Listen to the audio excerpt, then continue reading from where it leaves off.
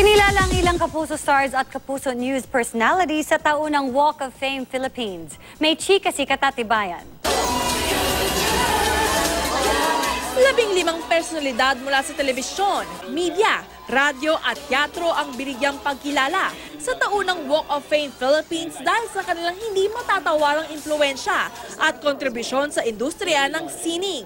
Kagabi, opisyal ng kabilang sa Walk of Fame Philippines ang Kapuso stars tulad ng Ultimate star Jenlyn Mercado, Barbie Forteza, and Cantadia star Hagorn John Arcilla.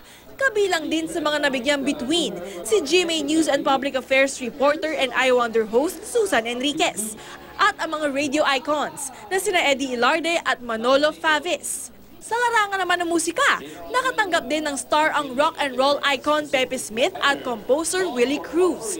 Kinilala rin ang director-actress Zenaida Amador dahil sa kanyang kontribusyon sa teatro. Gusto ko salamat kay Kuya Germs sa lahat ng mga naitulong niya sa amin. It's very humbling because just like the star, it was actually installed on the ground, so I have to be more grounded. Malaking factor, malaking dahilan yun para lalong pagbutihin yung ating ginagawang trabaho. Ito ang unang taon ng parangal na wala ang founder ng Walk of Fame Philippines na si Herman Moreno. Pangako ng anak ni Kuya Germs na si Federico Moreno, ipagpapatuloy niya ang sinimulang magandang proyekto ng ama. Everything is, we're doing this for him, no? Because this is the least thing we could do for everything that he has done to the industry. Katatibayan, updated sa Showbiz Happenings.